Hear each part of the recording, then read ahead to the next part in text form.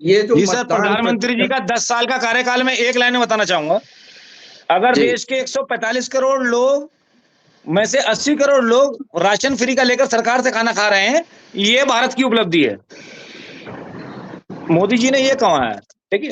अब 4 भाई जून साहब 2024 मोदी जी भाई देश के साहब प्रधानमंत्री उसमें भी नहीं इनका रहे। योगदान नहीं है भाई साहब। हाँ, वो सुशांत बताया जी, था आपने, राधा रमन जी ने हाँ, बताया था, वो अनाज सड़ रहा है, वो थ्योरी बताई थी आपने पूरी।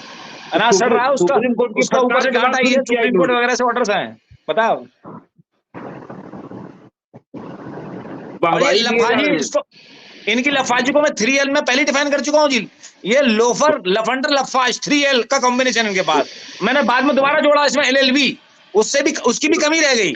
सारे लोफर, लफंडर, लफाज तो बेस्टी खत्म हो गए थे पहले चरण में, तो मैंने देखा दूसरे तीसरे चरण में कौन काम कर रहा है वहां। ये लोफर, लफंडर, लफाज तो हमारे यहाँ होते हैं पश्चिमी उत्तर प्रदेश में। फिर मैंने LLB जोड़ा, उसमें लुच्चा, लफंगा, बदमाश 2L और जुड़ गया उसके अंदर, है ना। अब वो भी जुड़ गया उसके अंदर। देखिए 4 जून 2024 नरेंद्र मोदी देश के प्रधानमंत्री नहीं रहेंगे। बात है, मेरी एक बात सुनिएगा, बहुत हल्का स्टेटमेंट दूंगा। अगर मोदी जी ये चुनाव जीत रहे थे, उन्होंने कहा 400 पार, 420 पार, लोगों ने 540 पार, यूपी में 85 पार। अगर प्रधानमंत्री नरेंद्र मोदी जी 2024 का लोकसभा चुनाव जीत रहे थे, मुझे ये बताइए उन्होंने अपनी स्ट्रेटेजी में आखिरी समय में प्रशांत किशोर को क्यों अपने साथ लिया। प्रशांत किशोर कोई जादूगर पासा है क्या कि सुई घुमाएगा डेट चेंज कर देगा इलेक्शन का। चौथे पांचवें चरण के बाद उन्हें प्रशांत किशोर याद आ रहा है, छठे चरण में आएंगे इन्हें जू याद आ रहा है, क्या नाम है को ये जोगेंद्र यादव जी याद आ रहे हैं। अब ये जोगेंद्र यादव जी को की तरफ से स्टेटमेंट दे रहे हैं, क्या स्टेटमेंट क्यों दिलवाए। जब आप 400 सीट दे रहे हो तो आपको योगेंद्र यादव जी की तरफ से स्टेटमेंट क्यों दिलवाना पड़ा। ये प्रधानमंत्री जी की हर तरह से स्ट्रेटेजिक हार हो चुकी है, सारे रणनीतिक तौर तरीकों को हार चुके हैं। 1% हो सकता है वो जीत जाए, 0.00 बताता हूं आपको क्यों। इस वक्त वर्तमान में एक महापुरुष हमारे अंदर जिंदा है, रॉबर्ट ग्रीन प्रोफेसर का नाम है, जो मास्टर स्ट्रेटजीज के ऊपर किताबों पर किताबें लिखते चले जा रहे हैं। और आप यकीन नहीं मानेंगे, पूरे देश के, दुनिया के सारे देशों की मिलिट्री इनको स्टडी कर रही है, सारा कॉर्पोरेट वर्ल्ड उनको स्टडी कर रहा है, सारे बिजनेसमैन इनको स्टडी कर रहे हैं, सारे पॉलिटिशियन को स्टडी कर रहे हैं, सिवाय हमारे भारत देश में आने के। यहाँ तो योगी जी, मोदी जी ने हमारा सब्जेक्ट गायब करवा दिया, उनकी किताबें जलवा दी सारी की सारी। रॉबर्ट ग्रीन इतने मान लेकर के, देखिए उनके शब्द बता रहा हूं आपको मैं, उन्होंने कहा 99% the military commanders are fools. Present day का बताया उन्होंने, fools, they don't know how to operate on strategy and same is applied to the political scenario of the world. 99% लोग सिर्फ तुक्केबाज हैं, अपनी किस्मत से जीत रहे हैं। अगर 1% मोदी जी चुनाव जीत भी गए तो इसमें उनकी किस्मत के और लफाजी के पुट के अलावा दूसरा कुछ नहीं है। मैंने पहले भी कहा है, क्लाउस बिट ने कहा, प्रथम राजा एक भाग्यशाली योद्धा था, भाग्यशाली योद्धा था कि वो सर्वाइव कर गया।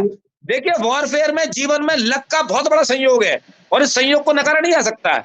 हो सकता है अपनी किस्मत से, अपने भाग्य से वो एक बार को 1% जीत जाए, लेकिन जनता उन्हें पूरी तरह से नकार चुकी है। ना जनता के साथ वो संवाद कायम कर पाए, ना जनता के अंदर उस प्यार को कायम रख पाए, ना जनता के अंदर उस डर को कायम रख पाए हो। आज जनता उनसे नफरत करने लगी है। वर्स्ट सिचुएशन मैकियावेली ने डिस्क्राइब करी है कि जब जनता राजा से घृणा करने लगे, उससे बुरी स्थिति उस राजा के लिए कोई और दूसरी नहीं हो सकती, और उस देश का सत्यानाश तय है। मोदी जी उस स्थिति में पहुंच चुके हैं कि जनता मुझसे घृणा करने लगी है। अच्छा देखिए, डरा हुआ विपक्ष, अभी हमारे सामने विधायक के फादर को बिठा रखा थाने में, सारी चीजें आ रही है हमारे चैनल पे। विपक्ष को डराया जा रहा है, पत्रकार को बेचा जा रहा है, और लोग वोट डालने वाला सो रहा है। और इससे प्राणघातक स्थिति आप लोकतंत्र के लिए क्या लेंगे। अब इन बातों को कैसे शुगर कोटेड कहलवाएंगे क्या क्लासरूम में बैठ के। ये बातें तो चिक्के और चिल्ला के कही जाएंगी, ये बातें तो ब्लड प्रेशर हाई करके कही जाएंगी, ये बातें विनम्रता से नहीं कही जाएंगी साहब। तो परिवर्तन हो रहा है देश के अंदर, क्रांति आ रही है देश के अंदर। और प्रधानमंत्री जी 10 साल के रिपोर्ट कार्ड में हर मोर्चे पे फेल। मिलिट्री का सत्यानाश मार दिया, आर्मी का सत्यानाश मार दिया। आम आदमी के 2014 में पैंट उतार ली, 19 में शर्ट उतार ली, मिलिट्री का नाश मार दिया, किसानों का नाश मार दिया, युवाओं का नाश मार दिया, महिलाओं का नाश मार दिया, सारे खेलों का नाश मार दिया, किसानों का नाश मार दिया, सारी जमीन काट डाली, जंगलों का नाश मार दिया। एक चीज का नाश बता, उसके बाद भी लोग, अगर आज भी लोग प्रधानमंत्री के खिलाफ बोलने में डरते हैं, तो मुझे इस पे एक नई रिसर्च करनी पड़ेगी, अपनी PhD स्ट्रेटेजी में छोड़ के, अपनी प्रोफेसर मिलिट्री में छोड़ के, कि ये गुलामी की जड़ें, ये नपुंसकता की जड़ें इस देश के लोगों में कितनी गहरी हैं। कहीं ये भारत देश का 5-4 साल का इतिहास गुलामों का इतिहास तो नहीं है कहीं।